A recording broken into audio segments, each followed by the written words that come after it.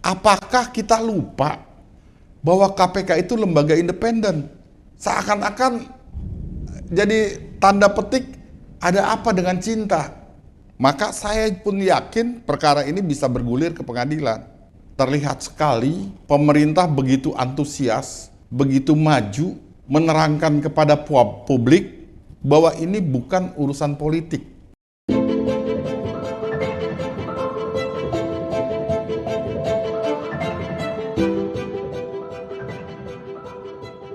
Assalamualaikum warahmatullahi wabarakatuh. Bersama saya Denny Hamdani dalam program Serambi Adi Warman.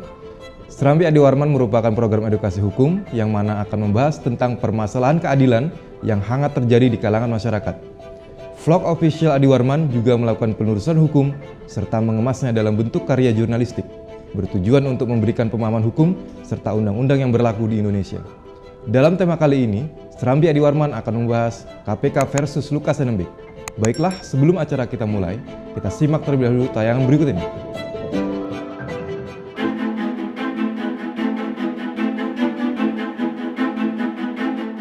Lagi-lagi Gubernur Papua Lukas NMB absen dari panggilan Komisi Pemberantasan Korupsi.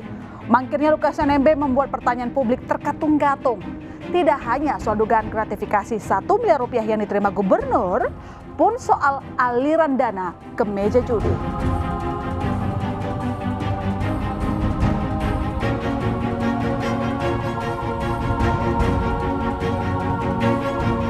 Pemanggilan kedua terhadap Gubernur Papua Lukas NMB oleh Komisi Pemberantasan Korupsi KPK di Jakarta untuk mengantisipasi gangguan akibat pemanggilan oleh pihak KPK tersebut.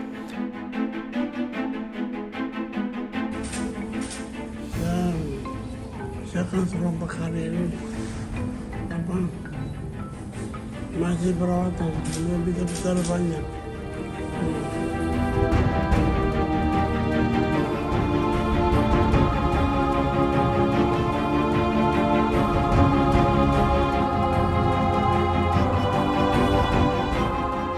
Tentu saya sebagai Menko Polhukam harus menjelaskan ke masyarakat, tidak benar bahwa itu politisasi.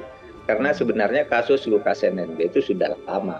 Sampai sekarang kan belum ada yang membantah misalnya yang diumumkan kemarin tentang transaksi uang 560 miliar.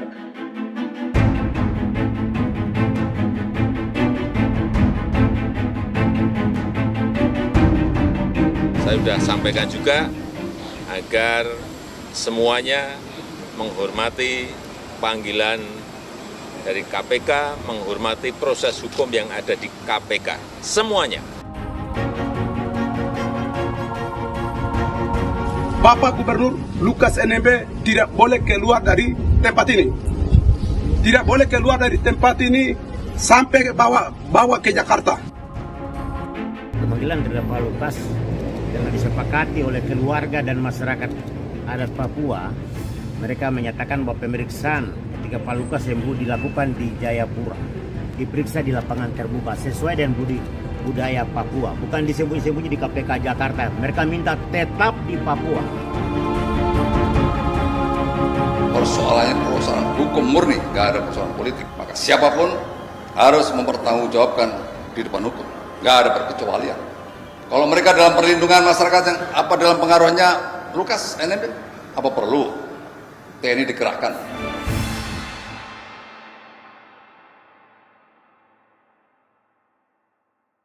Jangan lupa share, like, dan juga subscribe Serambi Adi Warman. Sahabat Serambi Adi Warman di rumah, saat ini kita sudah bersama Bapak Adi Warman. Mari kita sapa terlebih dahulu. Assalamualaikum Bapak Adi Warman. Waalaikumsalam warahmatullahi wabarakatuh. Bagaimana kabarnya Bapak? Alhamdulillah sehat. Bang Denny gimana? Alhamdulillah sehat Bapak. Bapak, terkait video yang tadi sudah kita saksikan bersama tentang penetapan tersangka oleh KPK terhadap Bapak Lukas NMB selaku Gubernur Papua, di mana dalam penetapan tersebut memancing reaksi Menko Polhukam untuk turun tangan langsung mengomentari perkara tersebut, hingga Presiden pun mengomentari perkara tersebut. Menurut Bapak terhadap hal tersebut bagaimana, Bapak? Begini, Bang Denny ya, saya luruskan dulu, ini bukan kaitannya dengan gubernur. Ya, Baik, tapi Bapak. ini dengan tersangka. Siap, Bapak. Ya, harus kita bisa bedakan mana berurusan dengan gubernur sebagai jabatan, mana dalam konteks tersangka di KPK. Ya.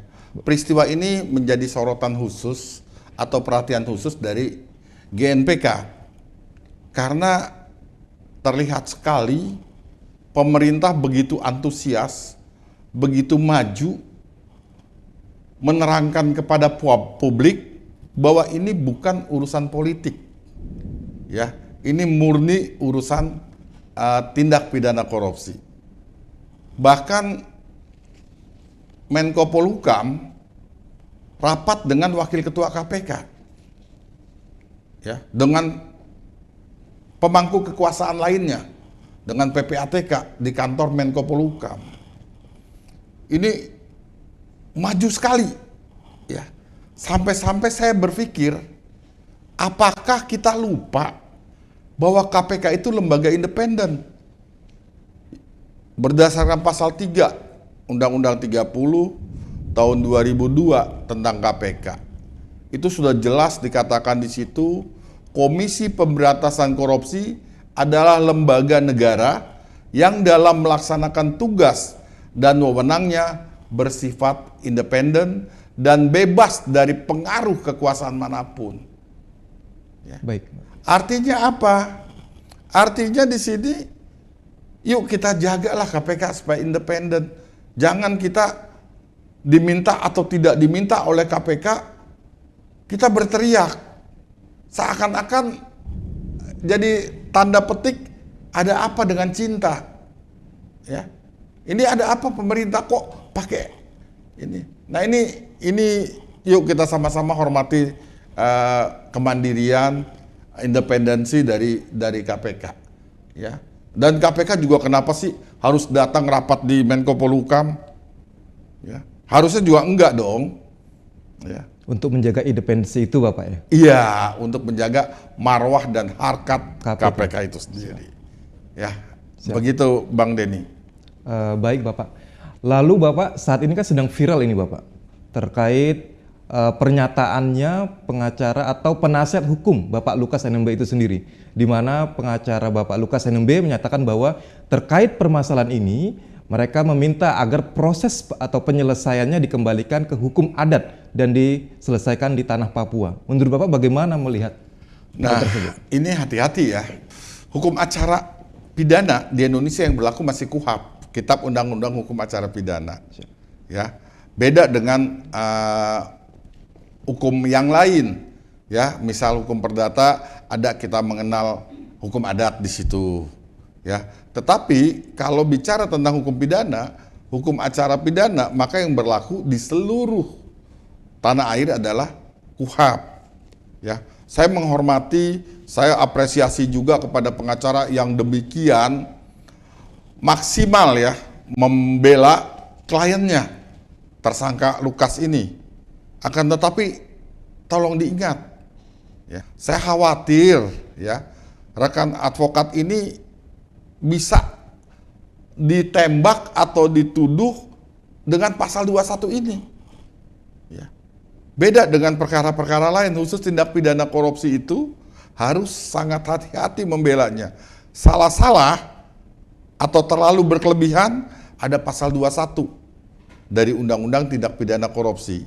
Setiap orang yang dengan sengaja mencegah, merintangi, atau menggagalkan secara langsung atau tidak langsung penyidikan, penuntutan, persidangan di pengadilan terhadap tersangka atau terdakwa atau para saksi dalam perkara korupsi dipidana dengan pidana penjara paling singkat 3 tahun, paling lama 12 tahun, atau denda paling sedikit 150 juta atau paling banyak 600 juta rupiah.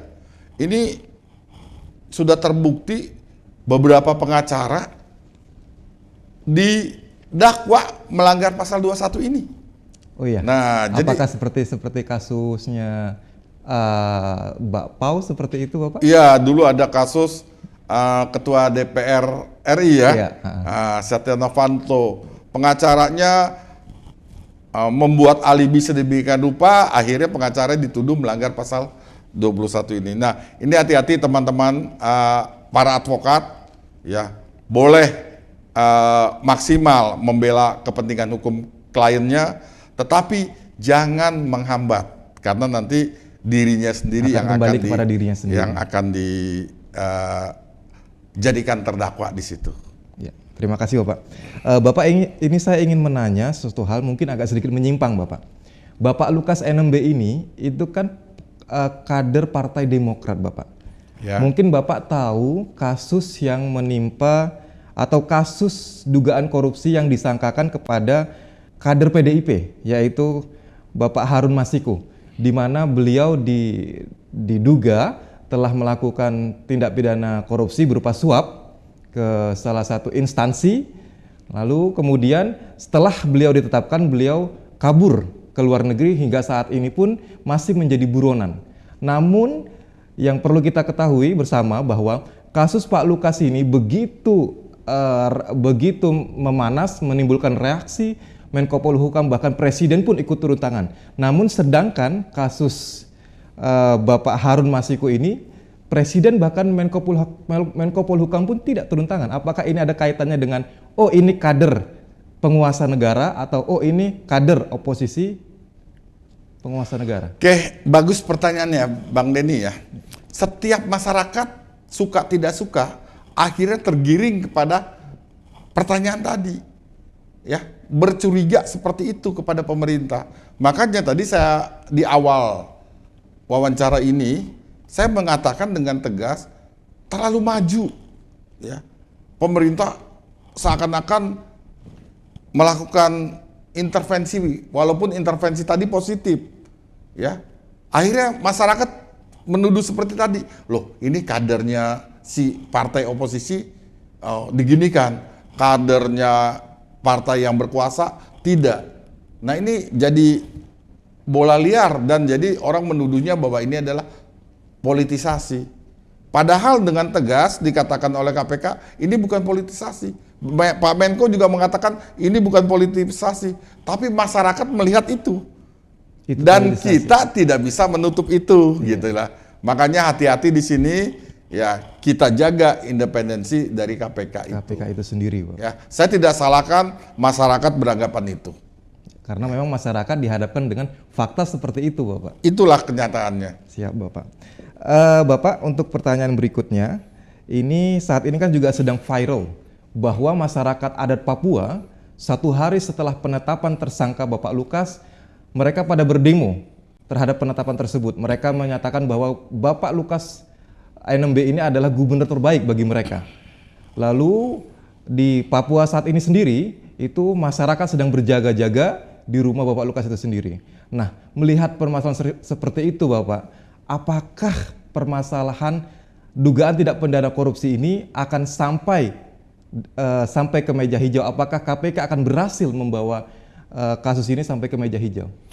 Saya berkeyakinan Bang Denny ya, sepanjang unsur-unsur pidana dugaan korupsi yang disangkakan oleh KPK yakin itu, maka saya pun yakin perkara ini bisa bergulir ke pengadilan.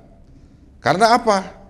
Karena nanti KPK kan bisa minta bantuan aparat penegak hukum lainnya untuk melakukan pengawalan, untuk melakukan penangkapan dan lain sebagainya. Sekarang tinggal kapan waktunya? Ya, mungkin KPK berhati-hati karena ada gejolak-gejolak seperti itu. Tapi sesungguhnya saya yakin kecil buat KPK nih. Untuk menyelesaikan. Asalkan dia mau. Asalkan dia mau. Iya, asalkan dia mau. Dan harus dijaga independensinya. Iya, pastinya begitu. Siap. Siap Bapak, terima kasih atas pemaparannya Bapak. Pertanyaan terakhir Bapak, bagaimana pendapat Bapak untuk kebaikan KPK ke depannya agar KPK tetap independen terhadap perkara-perkara yang ditanganinya? Ya, saya meminta ya kepada seluruh masyarakat, juga pemerintah, juga partai politik, ya, untuk bisa menyadari, menginsapi bahwa KPK ini adalah lembaga negara yang dalam melaksanakan tugasnya independen.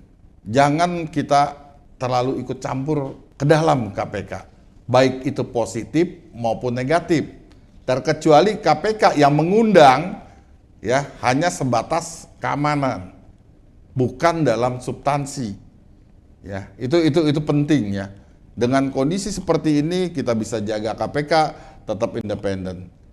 Ya, itu saran saya ke depannya, kita mawas diri lah, menahan diri untuk tidak terlalu maju. Apalagi mengundang KPK bicara tentang kasus gitu kan. Ya, janganlah. Ya, KPK ini harus kita hargai, kita jaga independensinya. Baik, terima kasih Bapak atas pemaparannya. Terima kasih sudah berkenan hadir. Terima kasih kembali. Ya, dalam program Serambi Adi Warman. Semoga apa yang dipaparkan dapat bermanfaat bagi masyarakat luas, khususnya bagi penonton Serambi Adi Warman yang ada di rumah. Baik, demikian acara bincang-bincang kita kali ini. Sampai jumpa di episode berikutnya. Jangan lupa like, komen, subscribe channel Serambi Adi Warman. Saya Denny Hamdani, pamit undur diri. Wassalamualaikum warahmatullahi wabarakatuh. Waalaikumsalam warahmatullahi wabarakatuh.